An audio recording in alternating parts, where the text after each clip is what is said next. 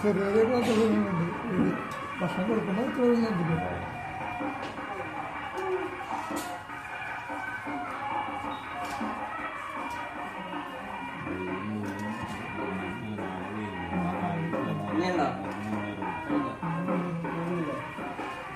എല്ലാ ഭഗവാന്റെ ഭക്തന്മാരോടും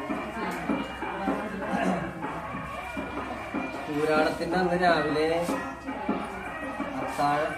ഉച്ചപൂജ നടക്കുന്ന സമയത്ത് നിവേദ്യ സമയത്താണ് ഭഗവാൻ ഇങ്ങനെ ഒരു ഹിത ഒരു തിരുവോണ സദ്യ ഭഗവാന് വേണമെന്ന് എന്റെ മനസ്സിൽ തോന്നിയത് നിവേദ്യം നടക്കുന്നു ഭഗവാൻ. അപ്പൊ ഞാനങ്ങോട്ട് ആലോചിച്ചെന്ന് വെച്ചാൽ ഇത് കഴിഞ്ഞ് നമ്മൾ ഇന്ന് നടടച്ചു പോയി നമ്മൾ സമുദായത്തിൽ കഴിക്കുന്നത് ഭഗവാൻ ഒരല്ല.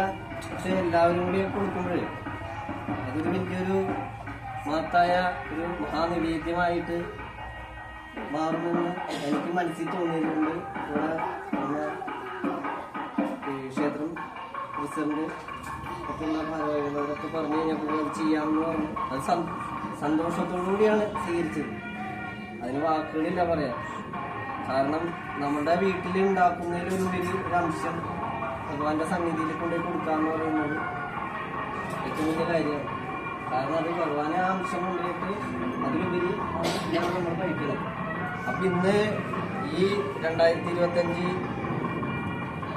ഇന്നത്തെ തിരുവോണ നാളിലെ ഈ കണ്ടാവരസ്വാമിയുടെ തിരുവോണ സദ്യ ഇവര് എല്ലാ വർഷവും ഭക്തജനങ്ങൾ ആചരിക്കണമെന്നാണ് എനിക്ക് പറയാനുള്ളത്. ആ ഒരു ദിവസം ഭഗവാനെ ഓർത്ത് എല്ലാവരും വീട്ടില് ആ അന്നങ്ങൾ ഉണ്ടാക്കി അതിലൊരംശം കൂടെ ഭഗവാന്റെ നടയിൽ ഇതിനുപരി വലുതായിട്ട്. കാരണം ഇത് നമുക്ക് ഒരാടത്തിനാണ് അങ്ങനെ ഒരു ഇത് തോന്നി, ഉത്രാടത്തിന്റെ ആണ് ഇത് അവതരിപ്പിക്കുന്നത്. അപ്പൊ ഭൂരിഭാഗം ഭക്തജനങ്ങൾ ഇത് അറിഞ്ഞിട്ടുണ്ടാവില്ല. ഇത്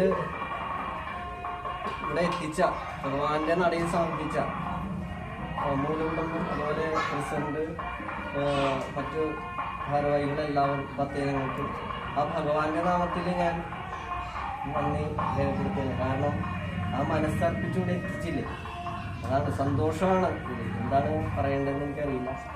അതിവിടെ ഞാൻ ഭഗവാനെ സമർപ്പിക്കുകയാണ്. ഈ നിവേദ്യം എല്ലാവരും മനസ്സുകൊണ്ട് ഞാൻ അവരവർ കൊണ്ടുവന്നത് ആ ഭഗവാൻ സ്വീകരിക്കുന്നതായിട്ട്, ആ ഭഗവാൻ ഇറങ്ങി വന്ന് ആ എല്ലാം നോക്കി എന്തൊക്കെയുണ്ടെന്ന് നോക്കി കഴിക്കുന്നതായിട്ട് സങ്കല്പിച്ചിട്ട് എല്ലാവരും പ്രാർത്ഥിക്കുക.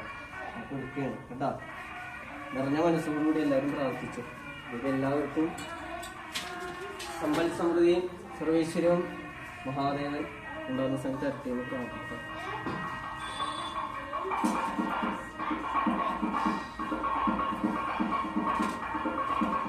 എല്ലാവരും നമശിവായ ബന്ധം ചോദിച്ചു.